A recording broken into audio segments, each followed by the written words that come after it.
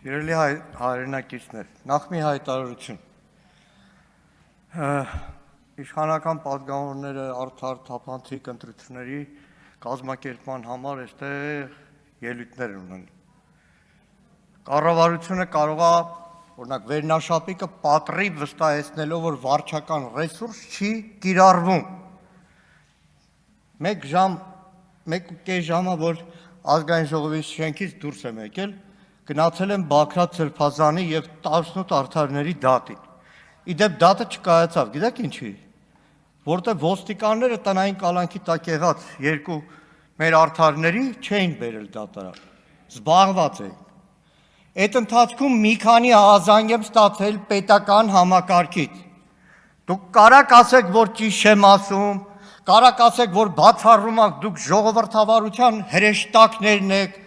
բայց այդ ձեր հերքումները պետական համակարգի այսօր հազարավոր ծառայողներ լսելու են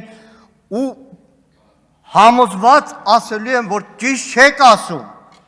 Պետական ամբողջ համակարգին հրահանգվել է մեքենա ունեցողները կիրակի օրը մի մարդու պես պետք է մասնակցեն ավտոերթին, կարաք հերքեք, կարաք ասեք ճիշտ չի, բայց ամեն պետական աշխատող լսելու է ձեր հերքումը ու ասելու է լավ ինչքան կարելի է ստել։ Իրականում ուզում եմ մանրամասն անդրադառնալ կառավարության գործունեությանը 21 թվականի կառավարության ծրագրին և 25 թվականի կատարողականով ուր ենք հասել։ Ու երբ որ ելույթս պատրաստել էի, հարցը հետևյալն էր. լավ, որ կառավարության գործունեությունը քննարկենք, կառավարության և կառավարության ղեկավարի որ ասածը հիմք ընդունենք, քանի որ անցնող 5 տարվա ընթացքում տարի չի եղել, կես տարի չի եղել, կառավարության նիստ չի եղել, քառօրյա չի եղել, որ Նիկոլ Փաշինյանը հերքի ինքն իրեն։ Ամեն հայտարարությունից հետո, երբ որ դու պատրաստում ես փաստարկներ բերել, հակափաստարկներ ներկայացնել, մինչև դու պատրաստում ես, մեկ էլ հաջորդ անգամ լրիվ հարություն աշճան հակառակն է։ Սիրելի հայրենակիցներ, այս տարի այս կառավարության գործունեությունը ավարտվում է։ Այսօր Նիկոլ Փաշինյանը նոր մի բանով փայլեց։ 21 թվականին հավատացել եք իրեն, հավատացել եք, որ խաղաղություն է լինում, հավատացել եք այն թեզին, որ այ տեսեք ես քխնդիմությունը գալու է ու պատերազմա լինելու, հավատացիք, գնացիք, քվեարկեցիք, ընտրեցիք կառավարություն, ստացաք 22 թվականի պատերազմ, 23 թվականի ռազմական գործողություններ, 23 թվականի սեպտեմբեր 19-20-ի ադրբեջանական ագրեսիա, խաղաղության բերողի իշխանության ժամանակ, մեկ էլ այսօր եկել է Նիկոլ Փաշինյանը, ձեզ ասում է գիտեք, այն ժամանակ ձեզ խաբել եմ հայ ընտրողներ, այն ժամանակ 21 թվականի իբր խաղաղության նախընտրական ծրագրով, որ եկել ձեր քվեն եմ մուրացել, էդի խաբել եմ ձեզ, մատս խաչ եմ արել, որտև ինչու ասում, պսևդո դաշնակցական նախընտրական ծրագիր եմ գրել։ Այսինքն հիմա 26 թվականի ընտրություններին, որ Աստված մի արածե և դժվար թե, ընտրվեք, 5 տարի հետո գալու եք, ասելու եք սիրելի ժողովուրդ, այն ժամանակ էլ պսևդո ադրբեջանական նախընտրական ծրագիր եմ գրել, որ մի հայտարարությանը հավատա,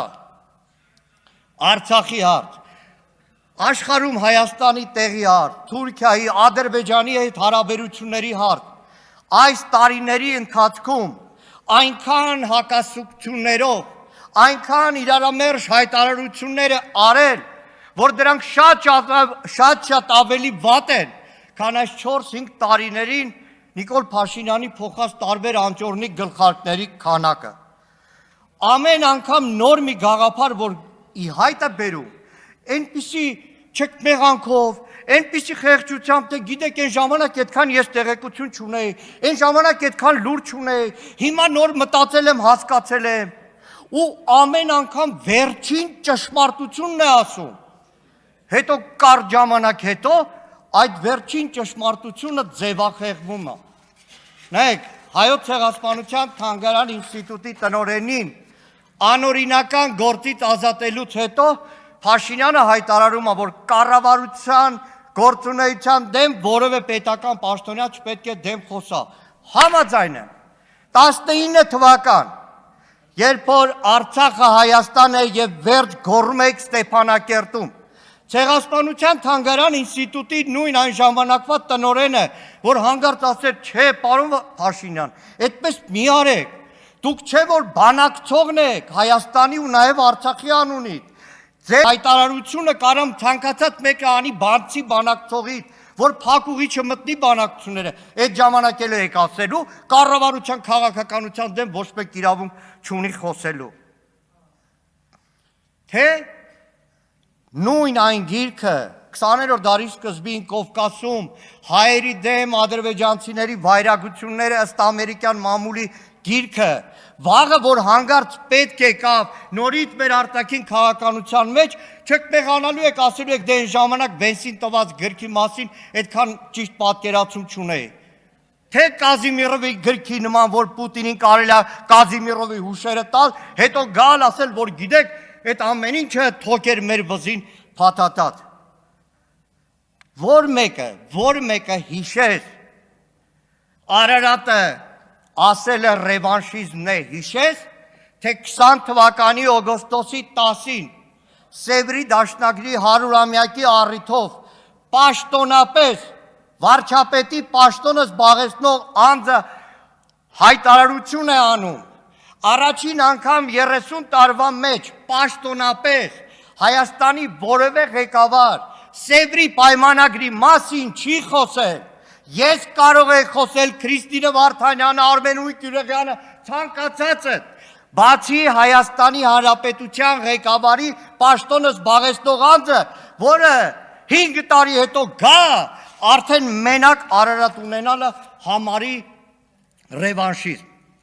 Հիմա Նիկոլ Փաշինյանը որպես հաշվետվություն հայտարարում է, որ մայիսի 28-ին 22 թվականից հետո ձեռք բերված տեխնիկան ցուցադրելու ենք։ Մինչև հիմա էլ չհասկացանք, դա շքերթ է, ռազմական շքերթ է, ցուցադրություն է, ու ինչու 22 թվականից։ Ավարտեմ նոր տիկին կար։ Ինչու 22 թվականից։ Դրանից առաջ ձեռք բերվածը, այդ ձեր ձեռք բերվածը չի, կամ Հայաստանի զինված ուժերի եղած սպառազինությունը, Հայաստանի զինված ուժերի սպառազինության մաս չի, այդ տրամաբանությամբ եկեք սպառազինությունը ներկենք, օրինակ մինչև 22 թիվ գնվածը ներկենք սև, 22 թվից հետո գնվածը ներկենք վարդագույն, կամ ապրիլի 7-ը մինչև 18 թվին ծնվածներին չշնորհավորենք, 18-ից հետո ծնվածներին շնորհավորենք։ Բայց հիմա այդ ցուցադրությունը, որ անում եք, այդ ինչ փոխվեց։ 2 ամիս առաջ լրագրողներին նստած են վերևը, գաղտնիության դոստուպով տանում էին, ցուցադրում էին այդ սպառազինության տեսակները, դեռ անուններն էլ փոխած, որ թշնամին հանգարց չիմանա։ Ինչը փոխվեց։ 2025-ի նոյեմբերին հայտարարում եք, որ այո, միգուցե լավ լինի ռազմական շքերթ, բայց դա շեղում է մեր խաղաղության օրակարգից։ Հիմա խաղաղության օրակարգ չկա, որ այդ ցուցահանդես ասեմ, յարմրկա ասեմ, շքերթ ասեմ, թե ինչ ասեմ, որ իրականացվելու է։ Թե կա նախընտրական մթնոլորտ ու դրա համար կարելի է այս մի հարցում շեղում արձանագրել։ Թե մայիսի 28-ին ինչ ելույթ եք ունենալու, որտեղից հավատա հայ ընտրող այդ ելույթի բովանդակությանը, մայիսի 28-ին Հանրապետության հրապարակում, չէ որ հայ ընտրողը, Հայաստանի քաղաքացին Նիկոլ Փաշինյանի ելույթ լսել է նաև 2020 թվականին Սարդարաբադյան հաղթական այդ շքերթի ժամանակ, տասնյակներով մարտական խաչ բաժանելու ժամանակ, որ մեկին հավատա հայ ընտրողը, որ մեկին, բայց նորից դիմում են պետական ծառայողներին, հարգելի պետական ծառայողներ, Դուք հո լավ գիտեք, ինչքան էլ այստեղ իշխանությունը հերքի, որ ձեզ չեն պարտադրում։ Շնորհակալ եմ։